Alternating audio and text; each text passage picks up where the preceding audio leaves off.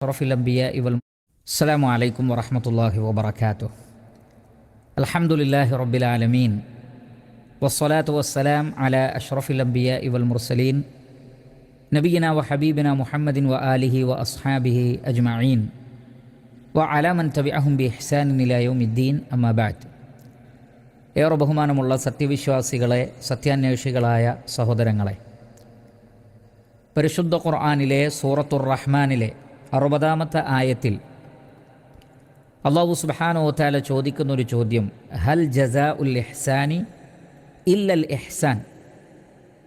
ഒരു ഇഹ്സാനിൻ്റെ പ്രതിഫലം തത്തുല്യമായ മറ്റൊരു ഇഹ്സാൻ അല്ലയോ?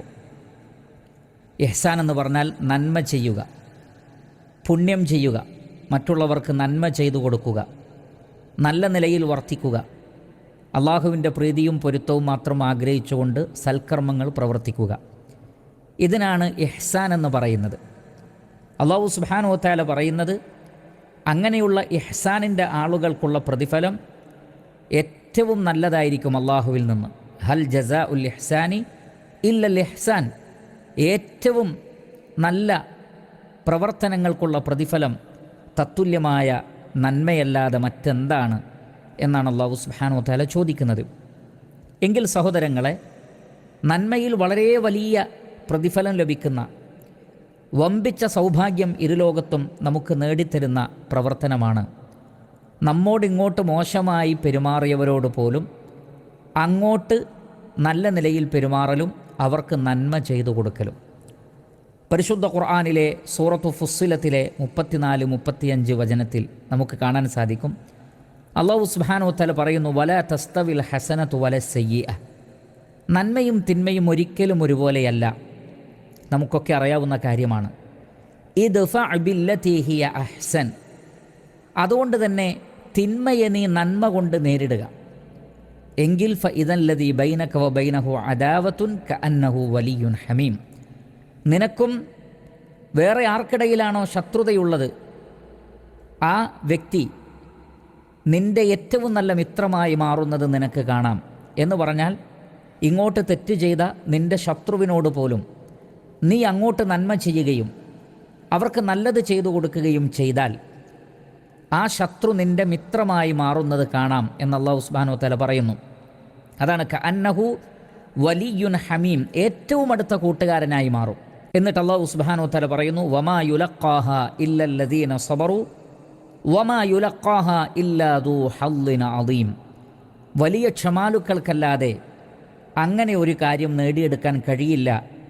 വലിയ ഭാഗ്യം സിദ്ധിച്ചവർക്കല്ലാതെ, അള്ളാഹുവിൻ്റെ മഹത്തായ അനുഗ്രഹവും ഓഹരിയും ലഭിച്ചവർക്കല്ലാതെ തിന്മയെ നന്മ കൊണ്ട് നേരിട്ട് ശത്രുവിനെ മിത്രമാക്കാൻ കഴിയില്ല. അപ്പോൾ ശ്രദ്ധിക്കുക പ്രിയപ്പെട്ടവരെ, ഇല്ലാ ദൂ ഹള്ളിൻ അദീം എന്നാണ് അല്ലാഹു സുബ്ഹാനഹു വ തആല പറയുന്നത്. മഹാഭാഗ്യം ഉള്ള ആളുകൾ എന്നാണ്. ഇവിടെ ഹള്ള് എന്ന് പറഞ്ഞാൽ യഥാർത്ഥത്തിൽ ഓഹരിയാണ്, അഥവാ വമ്പിച്ച പ്രതിഫലം. ആ വമ്പിച്ച പ്രതിഫലത്തിൻ്റെ ഉടമകളാരാണോ, അള്ളാഹുവിൽ നിന്ന് വലിയ ഓഹരി ലഭിക്കാൻ തൗഫീഖ് ലഭിക്കുന്നതാരാണോ, അവരുടെ സ്വഭാവത്തിൽപ്പെട്ടതാണ് തിന്മയെ നന്മ കൊണ്ട് നേരിടുക, ശത്രുവിനെ പോലും മിത്രമാക്കി മാറ്റുക. പ്രിയപ്പെട്ട സഹോദരങ്ങളെ, കൂട്ടുകാർക്കിടയിൽ ചിലപ്പോൾ ശത്രുത ഉണ്ടായിത്തീർന്നേക്കാം. കുടുംബങ്ങളിൽ അങ്ങനെ സംഭവിച്ചേക്കാം. നാട്ടുകാരിലും അയൽപക്കങ്ങളിലും അങ്ങനെ സംഭവിച്ചേക്കാം. അക്ഷരാർത്ഥത്തിൽ നമ്മുടെ ശത്രുക്കളായ ആളുകളും ഉണ്ടായേക്കാം.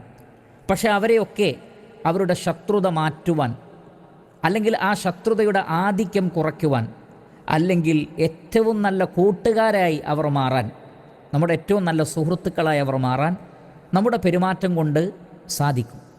അതുകൊണ്ട് തിന്മയെ തിന്മ കൊണ്ട് തന്നെ പ്രതിരോധിക്കുകയല്ല, മറിച്ച് തിന്മയെ നന്മ കൊണ്ട് പ്രതിരോധിക്കൂ. ക്ഷമയും സഹനവും സഹാനുഭൂതിയും നന്മയും പ്രാർത്ഥനയും ഇതെല്ലാം ഉൾച്ചേർന്നുകൊണ്ട് മനുഷ്യരോട് നമ്മൾ പെരുമാറാൻ തയ്യാറാവുകയാണെങ്കിൽ ശത്രുക്കളെ കുറയ്ക്കാം, ശത്രുതയുടെ കാഠിന്യം കുറയ്ക്കാം. അല്ല, ശത്രുക്കളെ നമുക്ക് നമ്മുടെ ഏറ്റവും അടുത്ത മിത്രങ്ങളാക്കി മാറ്റാൻ വരെ ഇത്തരത്തിലുള്ളൊരു പെരുമാറ്റം കൊണ്ട് സാധിക്കും. അതുകൊണ്ട് തിന്മയെ തിന്മ കൊണ്ട് നേരിടാതെ നന്മ കൊണ്ടും ക്ഷമ കൊണ്ടും പുണ്യം കൊണ്ടും നേരിടാൻ ശ്രമിക്കുക. അല്ലാഹു സുബ്ഹാനഹു വ തആല അനുഗ്രഹിക്കട്ടെ. വസല്ലല്ലാഹു വസല്ലമ അലാ ഖൈരി ഖൽഖിഹി മുഹമ്മദി